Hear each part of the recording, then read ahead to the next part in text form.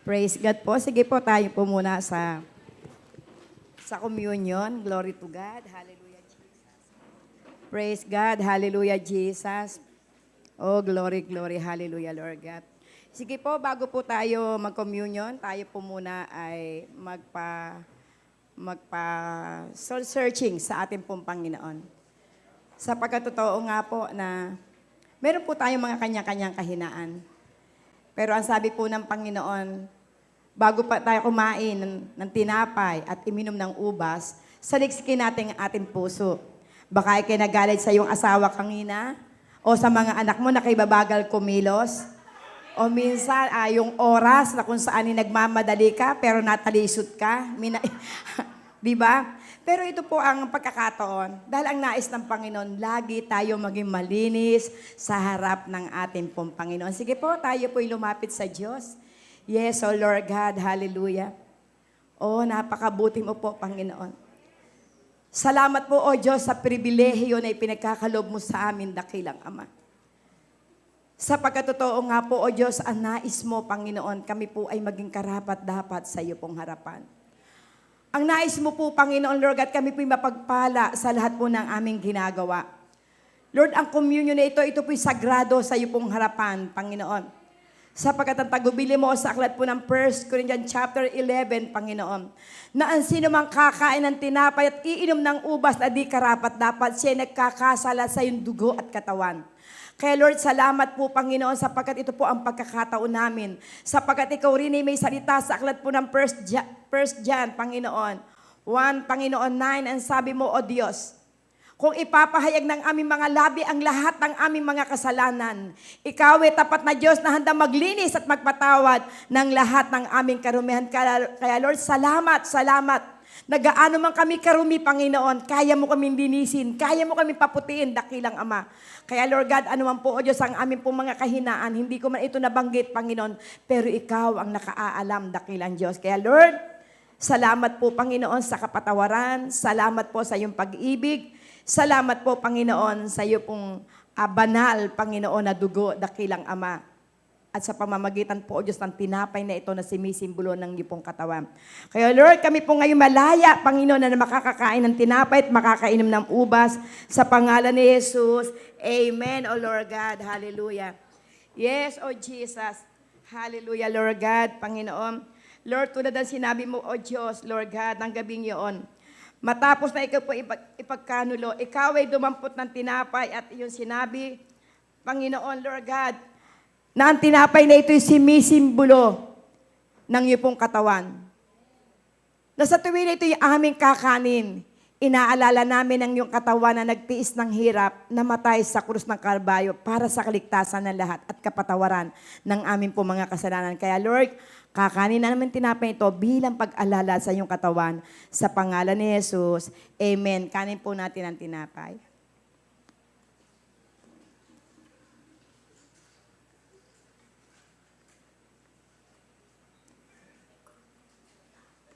Yes, O Lord God, hallelujah. Panginoon, at gayon din naman matapos na ikaw po'y makapagpasalamat. Ikaw po ay dumampot ng sarot iyong itinaas at iyong sinabi, ang ubas na ito'y sumisimbolo ng aking dugo, na sa tuwing na ito'y iinumin nyo, ipinapahayag nyo, na ang lahat ng uri ng ginawa ng dyablo sa ating buhay, lahat ng panlilinlang, kami ngayon makapagdideklara na ang lahat ng mahinay, pinalakas mo na, Panginoon. Nang lahat ng makasalanan, pinabanal mo na, dakilang Ama. At ang lahat ng mahihirap, pinayaman mo na, dakilang Ama. At ang lahat, Panginoon, na may karamdaman, pinagaling mo na, Panginoon. Kaya Lord, salamat sa pamamagitan ng dugong ito, Panginoon.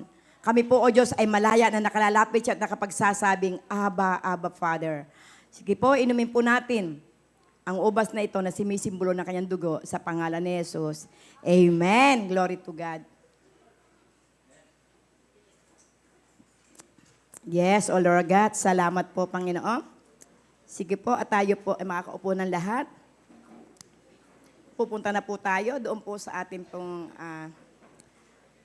glory to God. Hallelujah. Napakabuti po ng ating pong Panginoon. Hallelujah, Lord. Sige nga po, batiin po natin ang ating pong mga kapatid. Sige po, umikot po kayo. Batiin niyo po ang ating pong 7 kapatid. Yes, O Lord God. At kamustahin niyo. At sabihin niyo, salamat sa Panginoon sapagkat kayo naririto.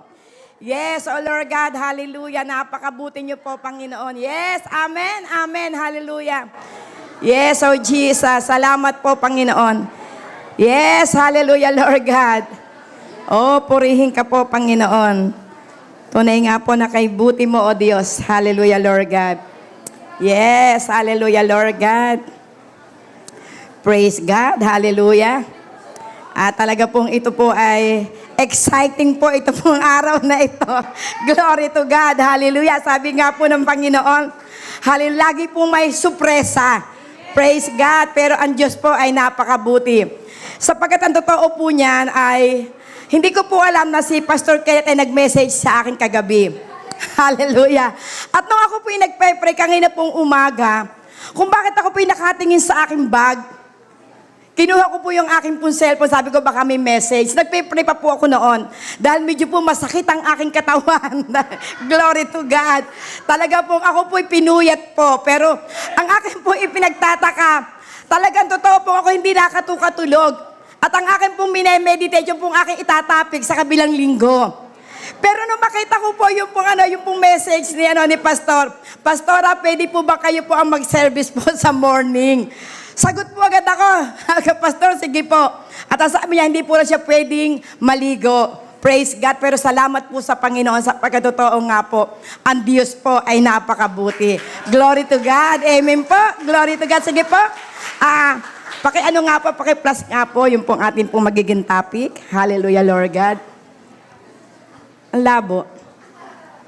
I praise the Lord. Hallelujah, Jesus. Napakalabo po. Hindi makita. Ayan, ba't daw kita? O baka gawa ng ilaw?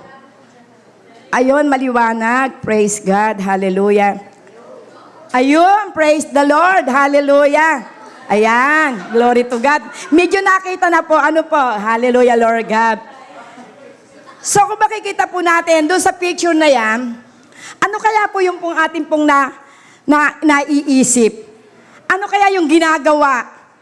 Noong pong 12 at noong pong 1 tao. Glory to God, hallelujah.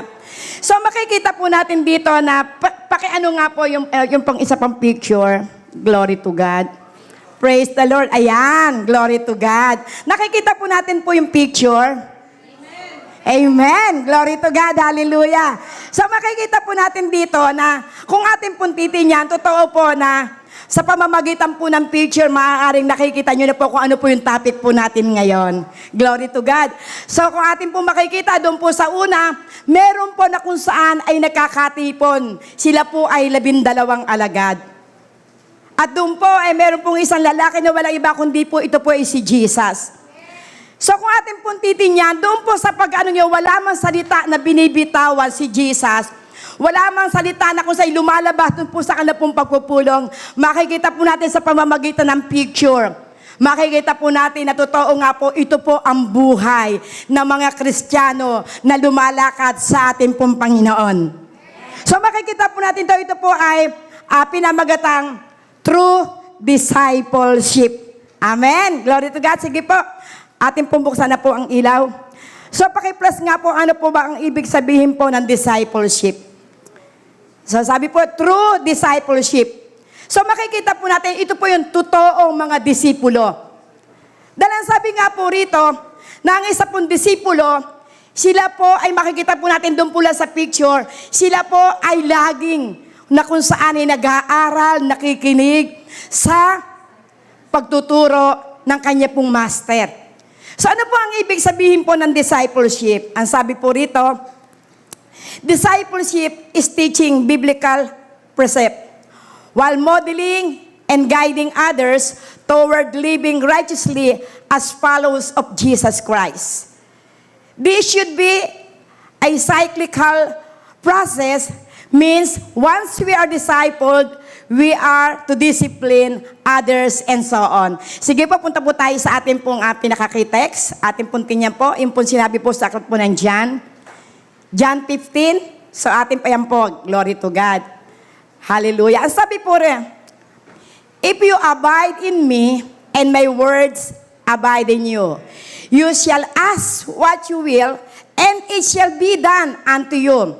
Herein is my Father's glorified, that you bear much fruit. So you shall be my disciple. As the Father hath loved me, so have I loved you. Continue ye in my love. Glory to God. If you keep my commandments, you shall abide in my love, even as I have kept my Father's commandments and abide in his love. These things have I spoken unto you, that my joy might remain in you, and that your joy might be full. Glory to God. This is my commandments, that you love one another as I have loved you. Greater love had no man that this, that a man lay down his life for his friends. You are my friends if you do whatsoever I command you. Herefore, I call you not servant, for the servant knoweth not what his Lord doeth. But I have called you friends. Of all things that I have heard of my Father, I have made known unto you. Lord God, you have not chosen me, but I have chosen you, and ordained you that you should go and bring forth fruits, and your fruits should remain, that whosoever you shall ask of the Father in my name, He may give it to you. Glory to God. Hallelujah. Sige po. Tayo po'y pumikit at manalangin. Yes, O Lord God. Hallelujah. O Panginoon Diyos na makapangyarihan sa lahat. Panginoon, marami pong salamat, banal na Espiritu. Sapagkat naniniwala po kami, dakilang Ama, na kung wala ang iyong gabay, wala po kami, Panginoon. Ngunit salamat sa iyong mga salita. Salamat, Panginoon, sa iyong mensahe sa oras na ito. At naniniwala po ako, Panginoon, lahat po ng naririto, Panginoon, tinawag mo, dakilang Ama. Hindi po lamang basta kami imupo rito, sapagkat meron po kaming tungkulin, dakilang Diyos. Kaya, Panginoon, marami pong salamat sa iyo, at sa iyo po namin itinitiwala ang sandaling ito, Panginoon. Lord God, dalangin ko po sa kapangyarihan ng iyong banal na Espiritu. Ikaw po ang magturo, Panginoon. Tatayo po ako sa lugar na ito upang ipahayag ang iyong kabutihan. Upang ipahayag, Panginoon, ang iyong mga salita. Upang ipahayag kung gaano kang katotoong Diyos na napakabuti sa amin pong lahat. Kaya salamat po, Panginoon.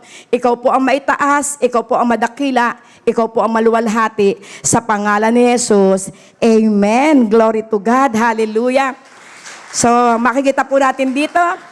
At doon po lamang sa verse 16, ang sabi po rito, hindi kayo ang pumili sa akin. Ako ang pumili sa inyo upang kayo mamunga at ang inyo pong mga bunga ay manatili upang kung ano man ang inyong hingiin sa akin, ito ay kanyang gagawin. So makikita po natin dito, ano po ba ang ibig sabihin po ng disipulo o disciple?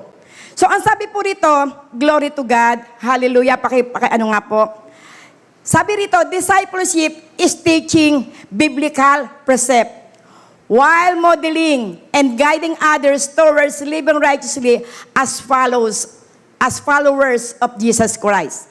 So, ang sabi po rito, na ang isa po raw disipulo, ito po ay nagtuturo ng about sa Biblia. At ang sinasabi po rito, kung tayo po'y nagtuturo po ng tungkol po sa Biblia, tayo po ay isang nagiging modelo. At ang ating pong nagiging modelo dito, na kung saan yung ating pong pagsunod sa ating pong Panginoon, nagagawa po natin, na kung saan ay magawa po natin na tayo po'y mabuhay ng ayon sa buhay ng ating pong Panginoong Yesus. Kaya makikita po natin dito, na sabi nga, ito po yung pong towards living righteously as followers of Jesus Christ. So, ibig sabihin, ito po yung dire-diretso na kung saan kung makikita po natin yung picture, na andun po yung po talagang sila tumatakbo. Di ba? Takbo po sila ng takbo. Pero ang kanila pong pagtakbo ay nakatingin po sila sa cross. At kung atin po makikita, sino po ba yung nasa cross? Di ba? So, ibig sabihin sa ating pong buhay, totoo po, ang paglakad po sa Panginoon, marami pong labanan. Marami na kung saan ay pinagdadaanan po tayo. Wala pong magsasabi na buhay kayo maging born again, hindi ka nakaranas ng matitinding pagsubok. Pero ang sabi nga po rito, this should be a cyclical process. Meaning, once we are discipled, we are to discipline others and so on. So, ibig sabihin, ito po lamang ay sabi nga po cycle. Kapag sinabing cycle, may proseso. Na kung ngayon ikaw ay namumroblema sa pera, magtatagumpay ka, mimiya problema naman sa iyong asawa, mimiya problema naman sa iyong anak, mimiya problema naman doon sa ating pambayad sa mga kuryente. Cycle po. Mimiya mamumroblema ka sa iyong physical. So, ibig sabihin, makikita po natin doon, kapag tayo po ay isang disipulo at tayo po'y lumalakad, na bilang tayo po'y tinawag at pinili ng ating pong Panginoon, kapatid, humanda ka. Mararanasan mo ang iba't ibang uri ng pagsubok. Mararanasan na kung sa'yo para bang gusto mo mag-give up. Pero kailangan sulong lang tayo ng sulong. Sulong ng sulong hanggang mapagtagumpay natin ang problema. Amen. Sapagkat ito po ang nais po ng ating pong Panginoon. Sapagkat doon pa lamang sa una niya na sinabi, kung mananatili kayo sa akin at ang mga salita ko'y mananatili sa inyo, hingin ninyo ang inyong maibigan at ito'y ipagkakaloob po sa inyo. So, ibig sabihin, kapag tayo pinagsimula na ng pagiging isang disipulo ng ating pong Panginoon, kailangan marami po tayo na kung saan ay mga salita na ating pong natututunan, buhat sa ating pong tagapanguna, buhat sa Biblia, buhat sa ating pong naririnig, bawat mensahe ng ating pong Panginoon. So, at ang sabi pa po rito, glory to God. Yung pong, sige po, pakidiretso nga po, yung pong kanina po, about this discipleship. Sige, balik po ulit tayo. At ang sabi po rito, yung pang isa, pakibalik mo ulit sa ano. Meron po dito sinabi na, meaning, once we are discipled, we are to discipline others. And so on. So, ibig sabihin, kapag tayo pinagdidisiplina ng ibang tao, kailangan ikaw muna ang madisiplina. Kinakailangan makita sa atin na kung totoo na sa ating itinuturo, tayo po ang nagsasabuhay. So, makikita pati magiging epektibo ang ating pong pagtuturo kung tayo po mismo sa ating sarili. Ikaw ba ay dinisiplina mo ang iyong sarili? Baka kayo nagtuturo na magbasa ka ng Biblia. Baka kayo nagtuturo na sabihin, huwag mong kaliligtaan ng pagdalo sa bawat pagtitipon. Pero, pag itinanggawa na, ay, sorry po. Meron po akong gagawin. Ay, pastor, hindi mo na ako makaka-attend. Kasi, meron pong iniuutos sa akin ng aking asawa. Pero minsan, ikaw mismo, didisiplinahin mo ang sarili mo. Baka kaunti ka lamang may narinig na kwentuhan. Chismis din chismis doon. Baka mimiyay, meron ka lamang nakita na hindi mo alam kung anong katotohanan, na ikwento mo agad. And that is discipline. So, ibig sabihin kung makikita po natin, maraming klase ang pagdidisiplina. At ito po ipapatotoo, sa dala ko po ay isa pong Reserve Officer Training Course graduate. What is it? So, ito po, natuto po ako sa disiplina. Dahil ikaw, bago ka pa makagraduate ng COCC, meron po tatawag na military prayer. Ano po yung military prayer? Kinakailangan, alam mo kung ano ibig sabihin ng military discipline. Alam mo, ang ibig sabihin ng ano ba yung obedient? Ano ba yung loyalty? Ano ba yung secrecy discipline? Pero alam mo, ito po ay natatak sa aking isip. Doon po sa pagtitraining, kinakailangan na sabi, obey first before you complain. Kaya ka ngayon, ano sabihin sa akin ni Pastor, ikaw ang tatayo. Lord, hindi ako magreklamo. Susunod muna ako. Sapagkat totoo po, sa pagsunod, lagi may pagpapala. Kaya kung ito po ay ginagawa po sa militar, dito po na sa spiritual, ito po kinakailang atin pong i-apply.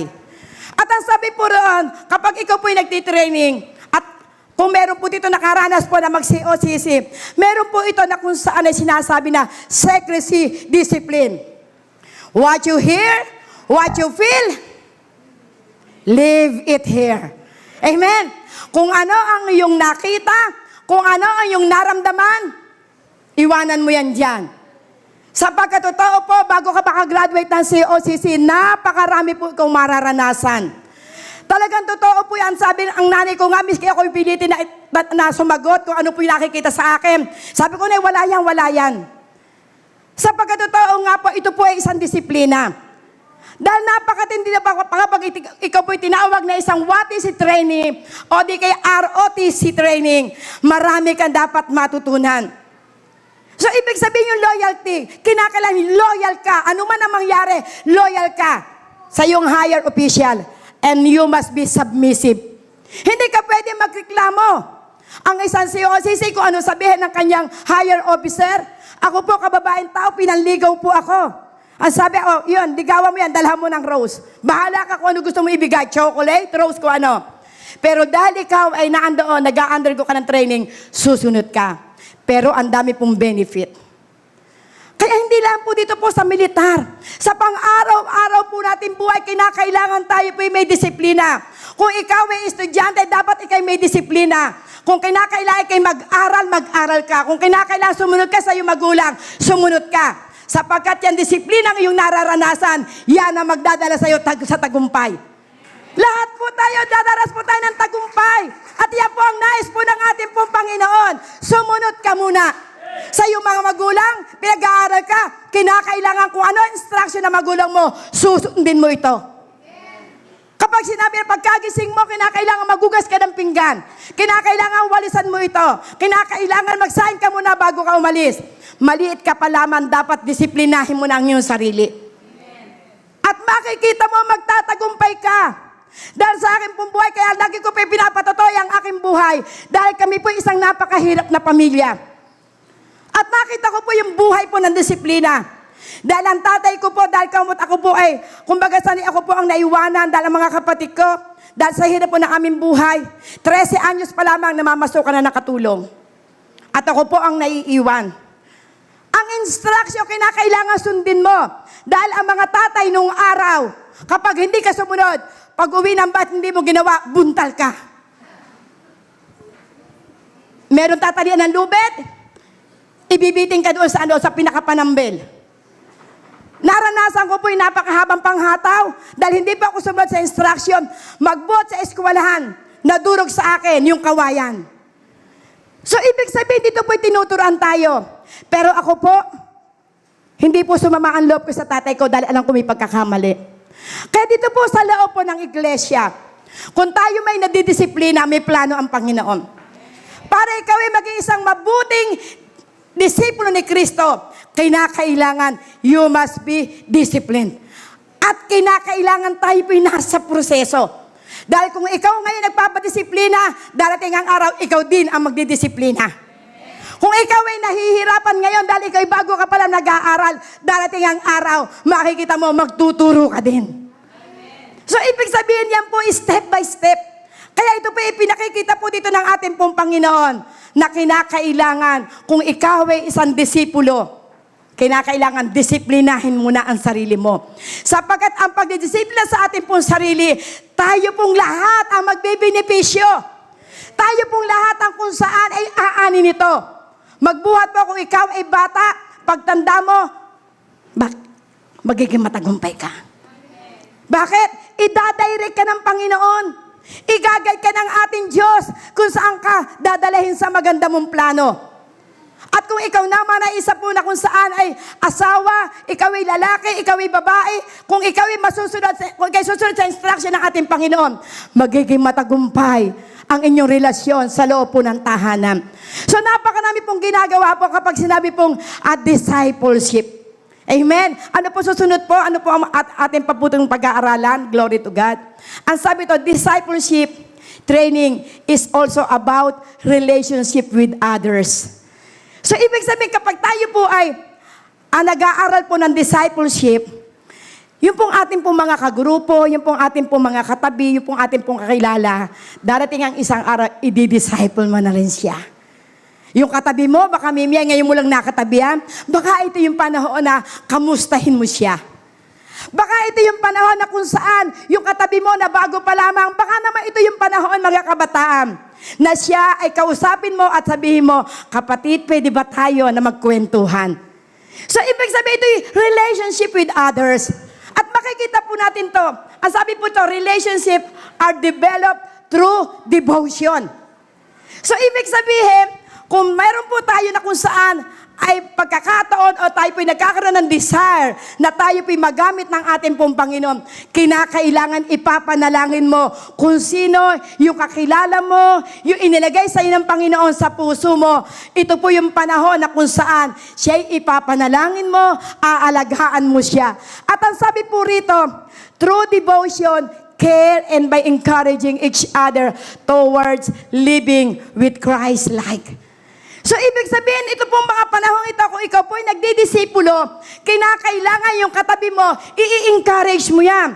Baka meron ka diyang bago pa lamang na nakakilala na kung saan ay siya ilang araw nang hindi uma-attend. O di kay siya may problema sa buhay. You are the one to encourage them. Kinakailangan siya ipapanalangin mo, aalagaan mo. Kapatid, baka ikay may problema, ipapanalangin kita. Ano ba yung mga problema mong pinagdadaanan? And that is the duty of a disciple. Ito po'y trabaho po natin. At sa loob po ng iglesia, kinakailangan ng ang mga disipulo ng ating pong Panginoon. Sapagkat hindi po lalagaw ang ating iglesia kung wala pong gagamitin ng ating pong Panginoon. Ito po yung nais po ng Panginoon. Kung ikaw ngayon nagkakaroon ng desire, baka may katabi ka dyan bago, ito na yung panahon. Kunin mo ang kanyang pangalan, dali mo siya sa panalangin, at makikita mo, ikaw mismo sa puso mo magkakaroon ka ng kagalakan. Bakit? Ginagawa mo ang kalooban ng ating Panginoon. At ang sabi po rito, yun pong ating pong ginagawa na tayo po ipapanalangin, kakausapin, i-encourage. Ito po yung panimula na sila rin ay lalago. Na sila rin ay kung saan ay mamumuhay ng ayon sa buhay ng ating pong Panginoong Hesukristo. Glory to God. Hallelujah. Praise God. Next. Very often, the best teacher share from experience and testimonies of their own journeys. Amen? So, ibig sabihin ko, ikaw po isang disipulo at ikaw po nagtuturo ng Biblia, magiging testimony mo yung lahat ng yung mga pinagdadaanan. Yung lahat ng mga hirap na yung naranasan, yung katagumpayan na makikita mo na totoo bilang ikaw ay disipulo ni Kristo, kung paano din ako minolde, kung paano ako tinuruan, kung paano ako pinanalangin, yun din ang aking gagawin para sila ay maging isang tunay na disipulo ng ating Panginoong Hesukristo. Kasi yung buhay natin, tayo pong lahat ng mga naririto, kaya tayo pinakararanas ng matitinding pagsubok para ito'y maging gamit mo. Para ito ay kung saan ay masasabi mo na yung nararanasan mo, kapatid, na pagtagumpayan ko diyan. Nakaranas ako na kung saan ay maraming utang, pero kapatid, nagtagumpay ako. At sa pamamagitan ng iyong mga karanasan, sila ay tatatag. Sa mga kabataan, naranasan ko din na hindi ako nakakakuha ng exam. Kaya kung ikaw man hindi nakakuha ng exam dahil hindi pinakababayad ang iyong nanay, manalangin ka. Kikilos ang Panginoon para ang nanay may kumita ng pananalapi. So sa mga ganong pagkakataon, makikita natin, babalik at babalik yan. Babalik at babalik yan. Bakit? Sapagkat sa pamamagitan mo, sila ay naging matatag sa labanan. So ito po yung nais po ng ating pong Panginoon. Na kung ano man ang pinagdadaanan po natin ng mga pagsubok sa ating pong buhay, lagi mo sasabihin, gamit ito ng Panginoon para ako'y lumalim, tumatag at maging isang tunay na disipulo ng ating pong Panginoong Hesukristo. Praise God, hallelujah. Napakabuti po ng ating pong Panginoon. Baka sabihin niya ay si Pastora, marahil gusto na kami maging disipulo ni Kristo. Praise God. Kasi po ito po ang buhay ko. Talagang ako po ay tuwan-tuwa na magtuturo po ng discipleship. Kasi ang akin pong laging katwiran, kasi nais ko po na tayo pong lahat ay lumalim sa ating pong Panginoon. So ngayon po tayo po ay dadako po. At ang sabi po rito, meron puro bahagi ng mga proseso na ikinukonsidered. Amen. Hallelujah. Na talagang totoo po, pag ikaw po ay nag-aaral na po ng ating pong ng salita po ng Panginoon para po ikay maging isang disipulo, meron po tayo i-consider na ito po ay ating pong mararanasan. Na ibig sabihin, we are in the process. At ako po'y blessed na blessed doon po sa turo po ni Pastor Ken nung araw po ng Miyerkules. Dahil sabi nga po, ay, sa mga lahat po na nag-aaral, meron po tayong 4 P's. Bagamat hindi ito po kasama, naalala ko po na narinig ko yung process, nabasa ko po yung process. Sabi nga, kapag sinabi pong 4 P's, sabi po, number 1, plan.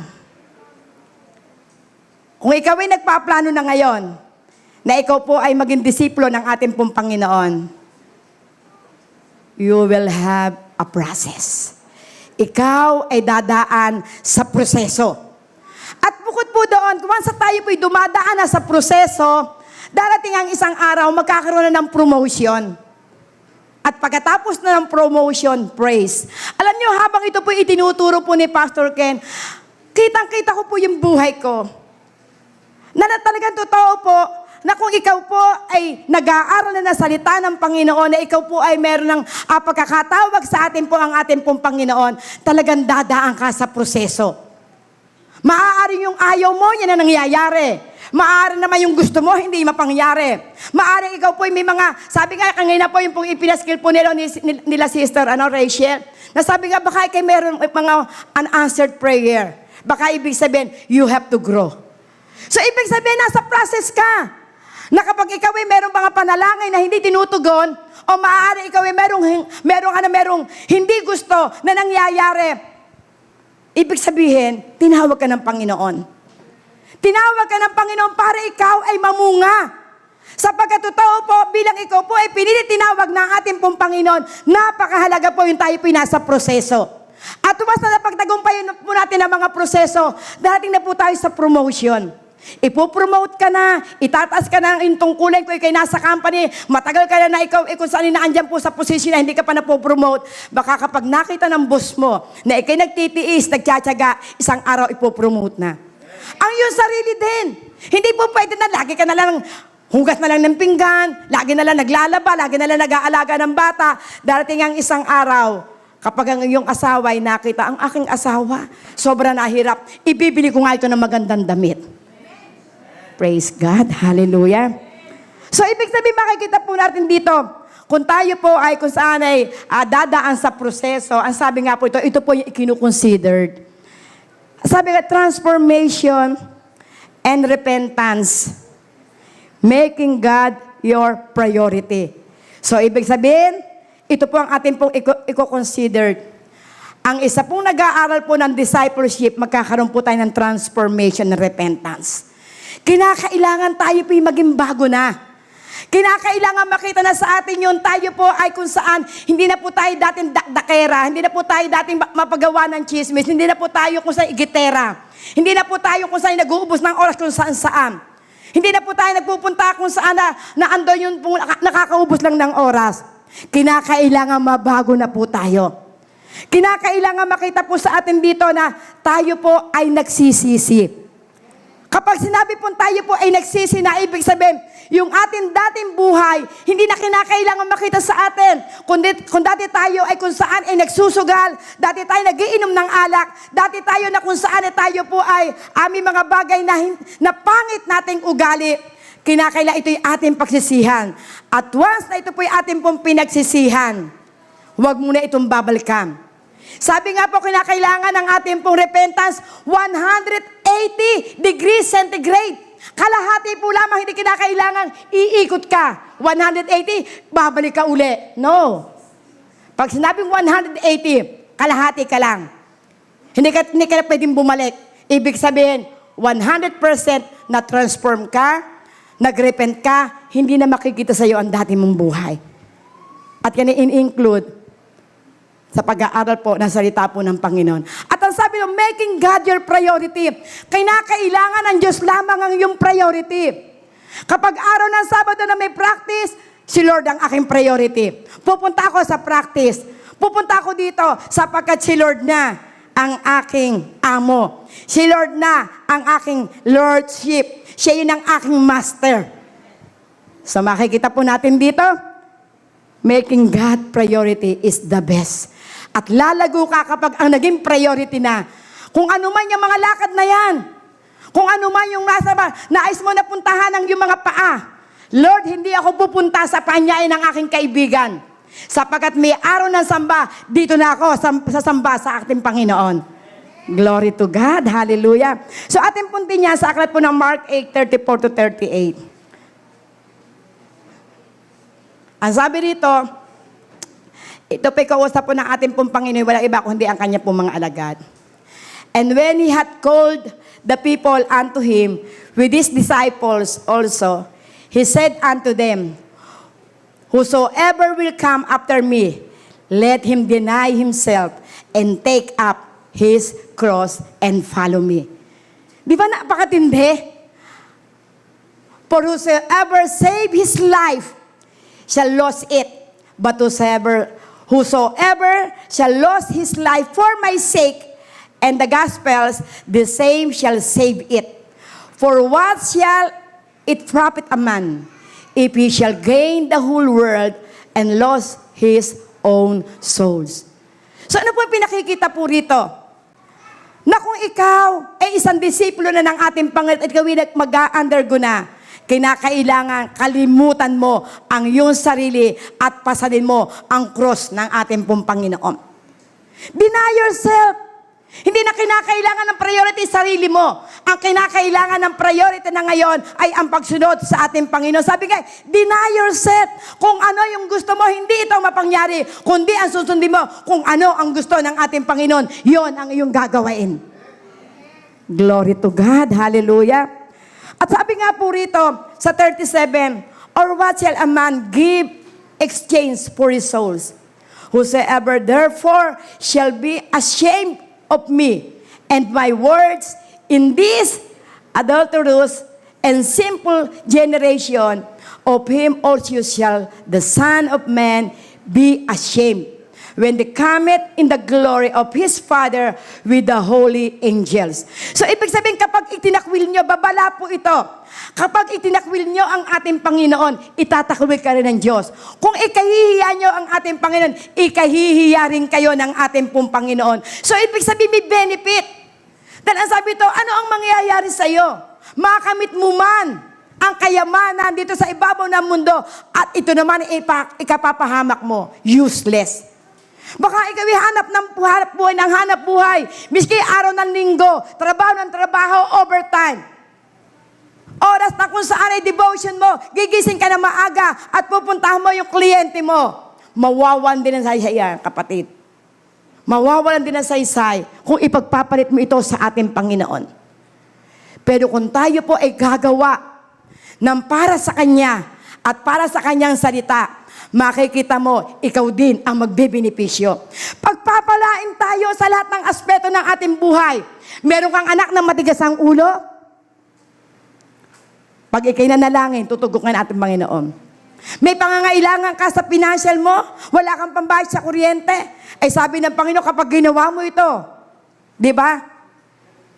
Para sa aking kahirian, para sa aking mga salita, magbebenepisyo ka. So number 2, sabi nga ito, transformation and repentance, making God your priority. Number 2, learning the written words of God. Glory to God. And living by it and commitment. Kinakailangan po tayo, nag-aaral po tayo ng mga written word na walang iba kung hindi ang Biblia. Sapagat dito po sa Biblia, ito po'y punong-puno ng karunungan. Punong-puno ng kaalaman. Kapag tayo po'y natututo na mag-aral ng salita ng ating pong Panginoon, makikita mo at ng ating pong commitment, marami po tayong mauunawaan. At ako nga po'y nabe-bless doon po sa ating pong isang kapatid nung kami pinag-aaral po ng New Beginning class. Sabi niya, Pastora, ako nga po sabik na sabik po mag-aral po ng salita ng Panginoon. Kasi ngayon ko lang po ito nauunawaan. Kasi po ang aking po mga tiyuhin ay pastor, kapatid ko'y pastor, ang lolo ko'y pastor, ang tatay ko'y pastor. Pero may doubt po ako about salvation. Biro niyo po iyon.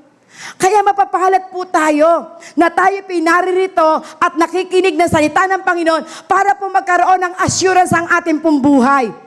Kasi totoo po, marami na po 30 taon ng Kristiyano, 20 taon. Hindi pa niya nauunawaan, saan ka ba pupunta pag ikay namatay? Impyerno o langit?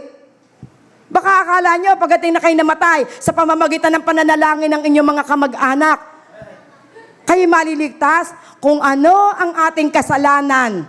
Bago tayo mamatay, yon ang kabayaran. Hindi po pwede na po yun. Yun po yung ating pong mga unang paniniwala. Nakakala mo kapag ikay ipanalangin ng mga kamag-anak mo, kung ikay nagpakamatay, sa pamamagitan ng kalang panalangin, maliligtas ka. Walang purgatorio, kapatid. Dalawa po lamang ang destinasyon. Langit, lupa. Ikaw ang pipili. Saan ang gusto mo? Langit, lupa. O, so, syempre, langit. Pero may proseso. Hindi po basta-basta ang pagpunta sa langit. Hindi po lang isang bagay na pagka gustong bumili ng mamahalin damit, mag-iipon ka ng pera at okay na. Hindi po. Kaya lagi po may proseso. Kaya para po tayo magtagumpay sa bawat labanan, para po tayo mapagpala sa lahat po ng ating pong pangangailangan, learning the written word of God and living by it with commandments. Kinakailangan pag-aralan mo kung ano inyuutos ng Panginoon. Ano po ang sabi po sa akin po ng John 8:31-32. So, ang sabi po nito, then said Jesus to those Jews which believe on Him, if you continue in my word, then you are my disciples indeed. And you shall know the truth, and the truth shall make you free. Abay, napakaganda po ito sinasabi po dito. Kapag nasa sa'yo, nalalaman mo na yung katotohanan, ang katotohanan ang magpapalaya sa iyo. Baka ikaw ay nalilito pa sa pagdedesisyon. Nasa sayo na ang ating Panginoong Jesucristo. Ang truth na tinutukoy diyan, walang iba kundi si Jesus Christ. Ano po ang sabi sa aklat po ng John 14? Verse 6, I am the way, the truth, and the life. No one can come to the Father except by me. So, ibig sabihin, nalalaman nyo na yung katotohanan. Sundin nyo na. Sundin nyo na yung ating Panginoon. Huwag nyo nang patigisin ang inyong ulo. Harden not your heart. If you hear my voice, harden not your heart. Huwag nyo nang pagmatigisin ang inyong puso. Baka ngayon naririnig itong mensahe ito. Ano kaya? Susunod kaya ako sa mensaheng ito? Ay naku, meron kasi akong ginagawa Meron akong online business. Meron akong trabaho na kung saan pag-araw na linggo may pasok. Kaya ito po yung panahon. Bakit po? Sapagkat ang Diyos ay laging nangungusap sa atin.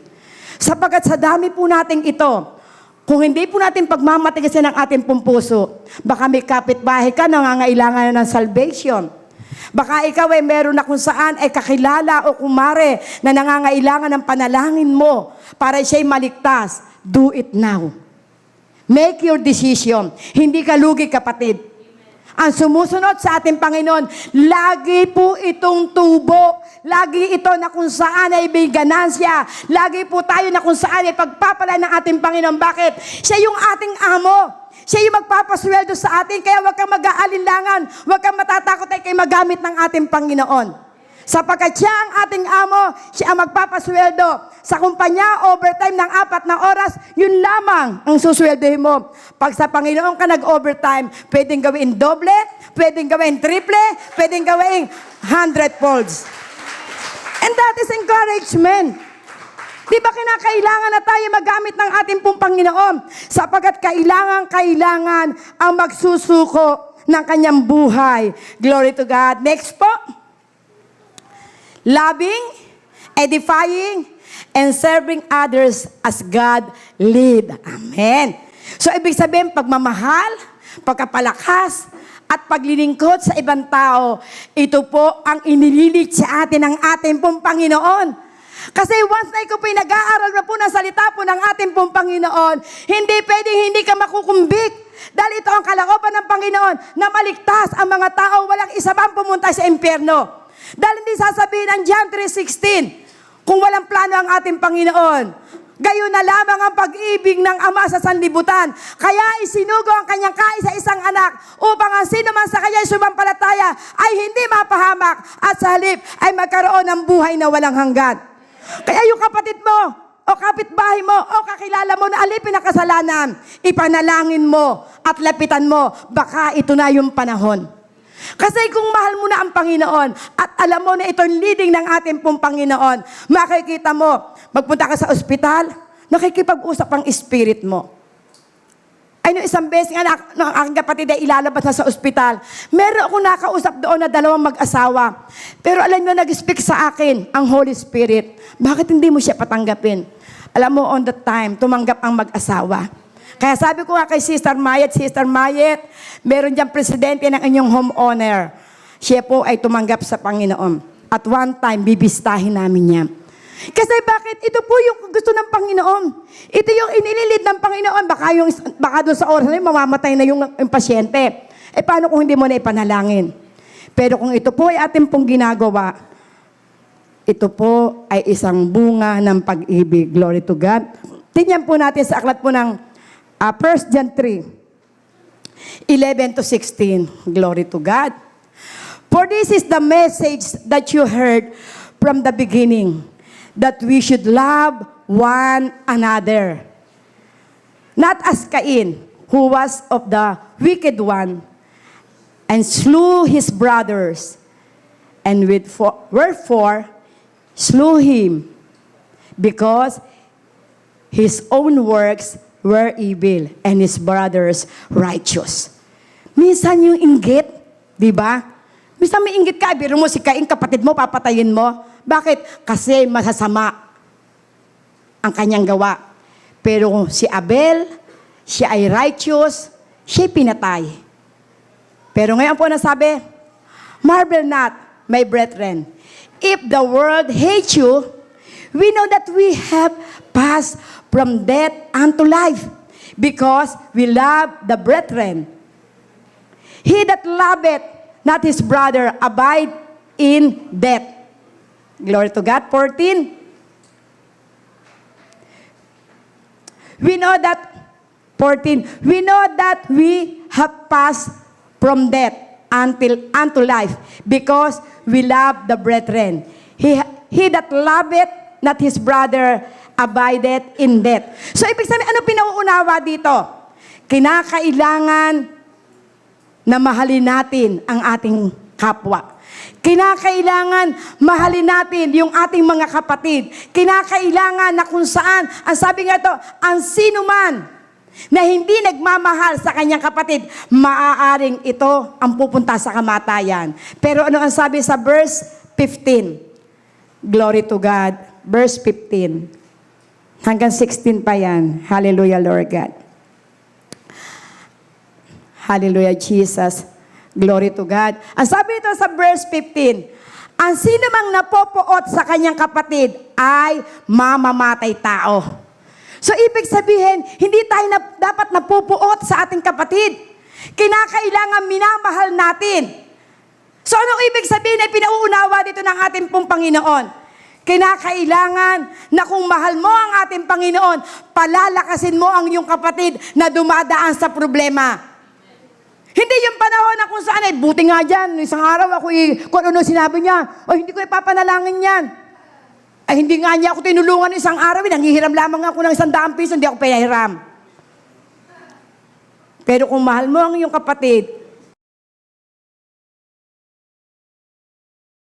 sayo na mahasakit. Kung mahal mo ang Panginoon, mamahalin mo ang iyong kapatid.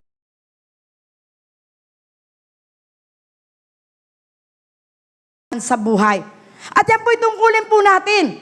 Sapagkat kung hindi po natin ito gagawain, ano ang mangyayari po bilang tayo po'y mga tinawag at pinili ng ating pong Panginoon. Ayan, glory to God. Whosoever hated his brother is a murderer. And you know,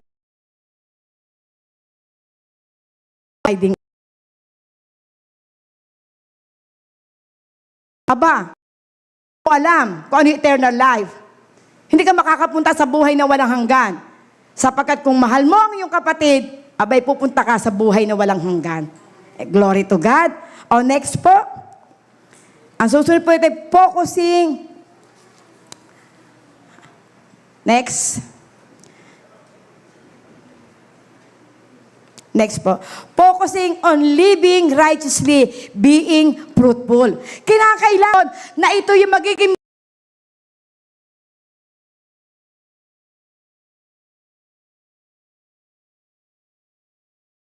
bunga. Na kinakailangan makita sa atin ang bunga. Makikita sa atin ang bunga ng banal na Espiritu. Makikita sa atin ang bunga ng pag-ibig. Makikita sa atin ang bunga ng pag-ibig natin sa ating pong Panginoon. At tayo makapamumuhay na kung saan ay karapat-dapat matuwid sa harap ng ating pong Panginoon. Ang sabi po sa aklat po ng John 15:7-10. Glory to God. Hallelujah. Matatapos na pala po ako. Mahaba pa to. Amen. Hallelujah. Praise God. Ano po sabi sa aklat po ng John 15:7-10? If you abide in me and my words abide in you, you shall ask what we will, and it shall be done unto you. Herein in my Father's glorified, that you bear much fruit, so you shall be my disciple. As the Father hath loved me, so have I loved you. Continue in my love. If you keep my commandments, you shall abide in my love, even as I have kept my Father's commandment and abide in His love. So makikita po natin dito na talagang totoo nga po na kapag tayo po ay nabubuhay doon sa kabanalan, iniibig mo ang ating Panginoon. At ang lahat ng umiibig sa ating Panginoon, tayo din ay Kanyang iibigin.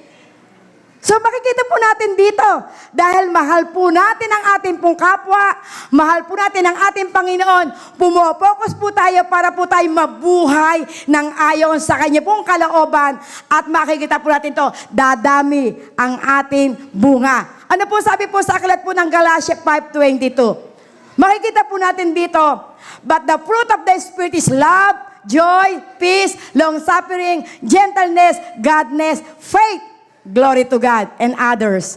So, ibig sabihin, ito po yung bunga ng banal na Espiritu. Kinakailangan tayo po ay punong-puno ng pag-ibig, punong-puno ng kaligayahan, punong-puno ng kung saan ay kapayapaan, punong-puno ng mahabang tiisin, at tayo po ay maging mabuti, at tayo po ay may pananampalataya. Kaya kapag ito po ay patuloy na po nating magagawa, makikita po natin na totoo nga na tayo po ay mga alagad ng ating pong Panginoon. Glory to God. Hallelujah. So, ang sabi po rito, last po, accountability with godly authority. Hebrew 12:13. Hallelujah, Jesus. Purihin ang Panginoon. Ang sabi po, accountability with godly authority. Hebrew 13. Ayan. Pag sinabi pong accountability, so ito po yung pong ating pong pananagutan. Obey them that have the rule over you, and submit yourself, for they watch for your souls, as they that must give account, that they may do it with joy and not with grief, so that is unprofitable for you. So, ibig sabihin dito po yung pinakikita na, yung pong ating pong kapwa, tayo po yung may pananagutan. Kinakailangan po natin kung ano po ang ating pong tungkulin bilang tayo po ay mga tinawag at pinili po ng ating pong Panginoon. So yan po ang tinatawag po na kung saan ito po yung pong mga proseso bago po tayo po ay maging isang tunay na disipulo. Ano kaya yung aking mga kausap ngayon? Meron na kaya nakukumbik ngayon? Meron na kaya na kung saan nagnanasa? Mahirap yan maging disipulo. Marami palang problema, marami palang pagdadaanan. Pero kapatid, once na ikaw po'y pumasok, bilang ikaw po ay disipulo ni Kristo, hindi naman kinakailangan kung ikaw may alagang anak, ikaw may humayo ng humayo. Hindi po. Kinakailangan manalangin ka, baka yung kapitbahay mo, yun ang abutin ng salita ng Panginoon. Glory to God. Hallelujah, Jesus. So, ang sabi po rito, meron pong fundamental values of discipleship. Yung pong fundamental po, ito po yung kinakailangan, kinakailangan pundasyon ng isa pong disipulo. Kinakailangan po na siya po ay humahayo, kinakailangan po yung nag-share po ng Word of God dahil mauubos na po ang oras, kinakailangan ito po yung madaliin ko na. Hallelujah. Evangelism and sharing the gospel of Jesus Christ. So, kailan po ito po nangyayari? Doon po sa aklat po ng Matthew 28, go ye and preach the gospel. Amen. Kinakailangan ihayag natin Di ba? Yung magandang balita. Ano po yung magandang balita? Na si Jesus ay namatay at muling nabuhay. Glory to God. Once na ito po yung atin po na idideklara, may pangako po ang Panginoon. Ang sabi to, all power is given unto me in heaven and in earth. Go ye therefore and teach all nations, baptizing them in the name of Father and the Son and the Holy Ghost. So ibig sabihin, kinakailangan ipangaral natin to. Dahil baka sila hindi pa lubusan nakakilala sa Panginoon. Kapag sinabing, teaching them to observe all things whatsoever I have commanded you. And lo, I am with you always, even to the end of the world. Amen. So ibig sabihin, kapag ito po'y atin po isinasagawa, makikita po natin na yung mga tao na walang mga sarado pa ang kanilang pong mga isip sa pamamagitan ng ating pong pagkatyaga sa pagtuturo, paghahayag ng magandang balita, pagka-pray sa kanila, ito po yung panahon na mararanasan po nila yung tunay na kaganapan na makilala nila ang ating Panginoon. Dahil sabi nga sa aklat po ng Roma, sino ang magtuturo para maligtas ang tao? Dahil sabi sa aklat po ng Romans 10:17 na ang pananampalataya nagbubuhat sa pakikinig at pakikinig ng kanyang mga salita. Paano kung walang nagdadala ng mensahe? Paano kung walang humahayo? Paano ka, ibang mga tao pupunta sa church na wala po silang eagerness? Di ba? Pero kung meron pong magtuturo ng magandang balita, ito po yung panahon na sila rin ay makakakilala na kung paano may nagtiyaga sa iyo, na kung paano may nagtiyaga sa akin, gayon din ang ating pong gawain. Sapagkat tayo pinili at tinawag ng ating pong Panginoon. Glory to God. Ang sabi ito, being changed by renewing your mind, Romans 12:2. Kinakailangan tayo po ay mabago yung takbo po ng ating pong isip. Na kapag tayo po ay kung saan nabago na yung takbo ng ating pong isip, ito pong isip na ito ay nakatuuna doon sa plano po ng ating pong Panginoon. Renewing of our mind. Ang sabi, be not conformed to this world, but be transformed by the renewing of your mind, that you may prove what is that good and acceptable and perfect will of God. So ito po yung kalooban po ng ating pong Panginoon na kinakailangan yung po mga tao mabago ang kanilang pong isip sa pamamagitan ng paghahayag po ng salita ng Panginoon. Worshiping God in all you do. Romans 12:2. So ibig sabihin, kapag tayo po ay wino-worship na yung ating pong Panginoon, ito po yung perfect will ng ating pong Panginoon. Offer yourself as a living sacrifice, holy and acceptable to God. Serving God toward His purpose. Amen? Romans 1:9. Demonstrating to the world this power given us by the Holy Spirit. So napakahaba pa po nito. Glory to God. Ano po oras na? Alas 12 na. So makikita po natin dito, tayo pupunta na po sa conclusion. At medyo ako po napasarap. Glory to God. So, mapunta na po tayo sa conclusion. Ang sabi nito, being a disciple, we must have disciplined life. Kinakailangan tayo po isang disiplinado. Ano po ang sabi po sa aklat po ng Hebreo 12? Mga ano lang po ito, 10 minutes lang po ito mga kapatid. Gusto ko lang po ito matapos. Glory to God. Ang sabi po sa aklat po ng Hebreo 12:3-11, kung ito po yung ating pong, wag na po natin itong isa-isahin. Ito'y basahin nyo na lang po sa inyong bahay. Glory to God. Hallelujah. So makikita po, ito po ay isa pong pagdidisiplina, isa pong ama. Ang sabi nga po, kung ano man yung nararanasan nyo, kung kayo may nakararanas po ng iba't ibang uri ng pagsubok sa inyo pong buhay, lagi po nating aalalahanin, hindi po tayo ang pumili sa Diyos. Ang Diyos ang pumili sa atin upang tayo mamunga. Mamunga at ang mga bungang ito ay manatili sa atin. So, ibig sabihin, ang bungang ito kinakailangan makita sa atin. Kaya nga doon sa pagtutuwid ng ating pong Panginoon sa aklat po ng Hebreo 12:3-11, ang sabi nga hindi pa dumaranak ng dugo ang inyong mga tiis sa inyong pinagdadaanan. Sabi nito, huwag kayong mandupaypay kung kayo akin na pagwiwikaan o kung kayo nakararanas ng pagtutuwid sapagkat ang aking pinapalo ay itinuturing ko isang tunay na anak. So, ibig sabihin tayo pong lahat, kaya po tayo nakararanas ng pagdidisiplina dahil tayo po'y pinili, tinawag ng ating Panginoon. Tayo po'y itinuring na isang tunay na anak. Dahil kung hindi po tayo tunay na anak, hindi ka didisiplinahin. Dahil sa tayo po ay tinuring ng ating Panginoon na isang tunay na anak, dinidisiplina tayo. Dahil ang ating pong mga ama sa ibabaw ng lupa, dinidisiplina tayo. Pero kung tayo pinapapadisiplina, makikita po natin, mabubuhay po tayo ng payapa. Mabubuhay po tayo ng pinagpala. Kaya nga, ang sabi nga po rito, in times of trouble, tribulations, temptation, and any problems, look unto Jesus. Kaya kung ano man yung pinagdadaan natin, mga iba't ibang uri ng problema, always look unto Jesus. Look unto Jesus, the author and the finisher of our faith. Glory to God. Hallelujah. So, ipinakikita po rito na kung totoo na po tayo ay lagi nakatuon po sa ating pong Panginoon. Kung ikaw po'y maging isang true disciple, maaari ikaw po rin na maging isang true sons and daughters of God. Ikaw rin ay magiging isang true husband and wife. Ikaw rin ay magiging isang true student. So, ibig sabihin, para po tayo maging totoo sa kanyang harapan, anuman ang ating pong mga nararanasang mga problema, totoo po na ito po naman tayo po ang mag-a-accomplish. Tayo po ay magiging isang totoo na kung sa'y anak ng Diyos. At tayo po ay magiging isang totoo na husband and wife. At tayo po rin magiging isang totoo na estudyante. Tayo po lamang ay tumanggap ng iba't ibang uri ng pagdidisiplina sapagkat ang nagtetrain sa atin ay walang iba kung hindi ang ating pong Panginoong Jesus. Yes, oh Lord God, sige po, tayo po'y tumayo at manalangin. Oh, glory, glory, hallelujah, Jesus. Oh, dakila ka po, Panginoon. Hallelujah, Lord God, music team. Yes, oh Jesus, God, Lord, salamat. Salamat po, Panginoon, Lord God. Tunay nga po na kay buti mo, O Diyos. Lord, salamat po, Panginoon, sapagkat kami po'y tinawag mo't pinili. Na kinakailangan sa pagkakapili mo nga po sa amin, makita po sa amin ang bunga. Makita po sa amin na totoo nga po kami mga disipulo mo. Kaya, Lord God, sa oras na ito, O Diyos, sino man po, O God, ang nakararanas ng iba't ibang uri ng mga pagsubok sa buhay. Maaaring sila, O Diyos, ay dumaranas ng pagsubok sa pananalapi.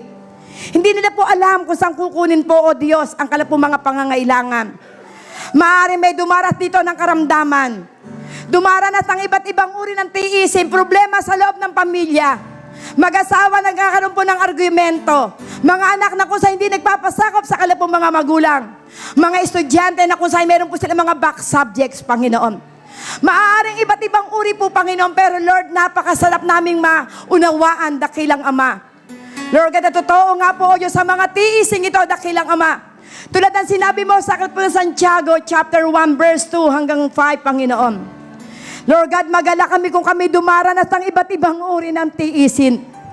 Sapagkat ang tiising ito'y magdadala sa amin sa pagtitiis sa pananampalataya. At matapos na ang tiising ito'y aming po mapagtagumpayan. Lord God, mararanasan po namin, Panginoon, ang buhay na malakas, buhay, Panginoon, Lord God, na kung saan ay nakapamuhay ng ayon sa iyo pong katwiran. Pero Lord, salamat po, Panginoon, sa iyo pong alok, dakilang Ama, na kung sino man na nagkukulang ng karunungan, humingi kami sa iyo sapagkat ikaw, Panginoon, kung magbigay ay sagana at hindi ka nanunumbat. Kaya Lord, kung meron man nalilito na rito, hindi nila alam kung ano po ang gagawin, Panginoon. Lord, dalangin ko po na tulungan mo po sila, Panginoon, na makapanalangin, lumapit sa iyo at maging matatag sa lahat ng mga problema ang kanila pong pinagdadaanan. O Diyos, tunay nga po na kay buti mo. Salamat po, O Diyos, sapagkat ikaw po'y nananatiling tapat. Lord, ikaw po ang aming tatay, Panginoon, na sa panahon ng aming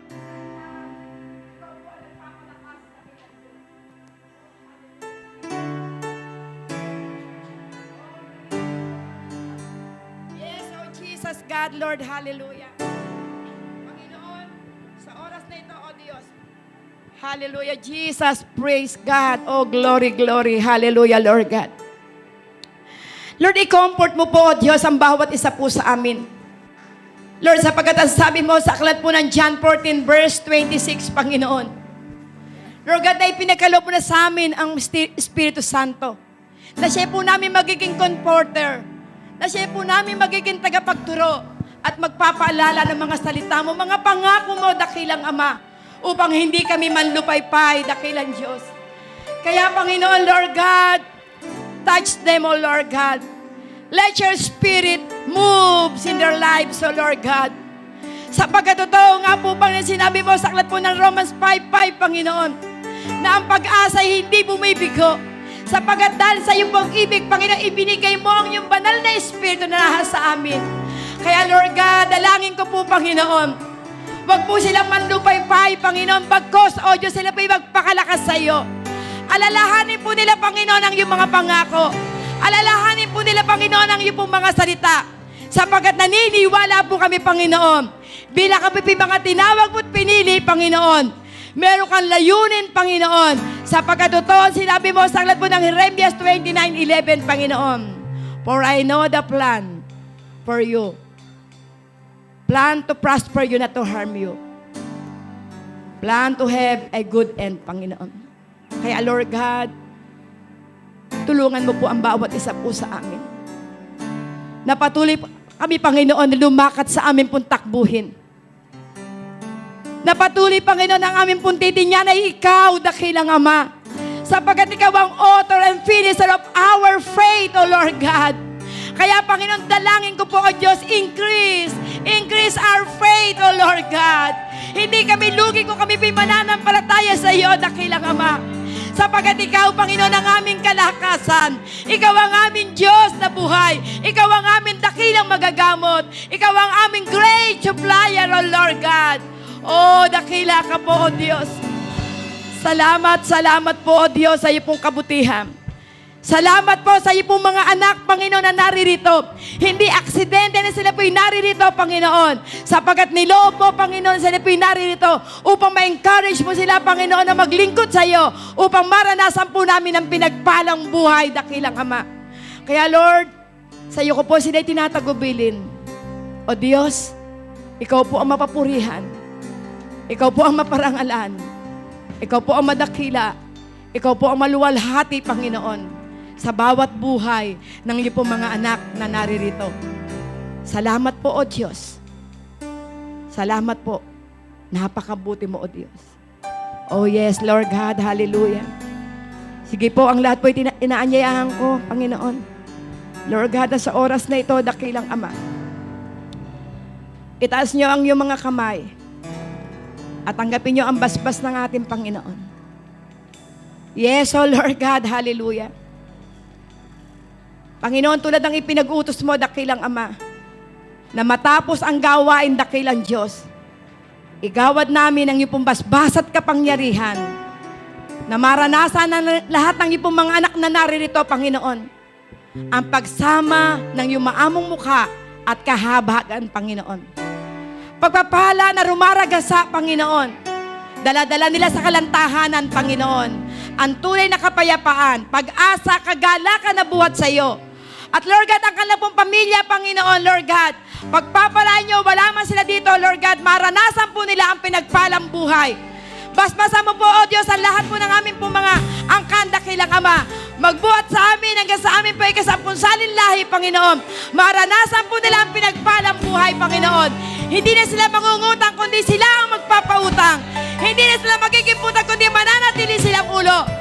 Hindi nila mararanasan, Panginoon, na magdahop sa pagkain, kundi ikaw, Panginoon, magpapala, sapagkat ikaw ang Diyos na nangako, Panginoon, na kailanman hindi mo kami iiwan, hindi mo kami pababayaan. Kaya, O Diyos, Panginoon, sa oras na ito, sa pag-alis po nila sa lugar na ito, dala nila ang pag-iingat na buhat sa iyo, tapos na ang gawain. God bless you all.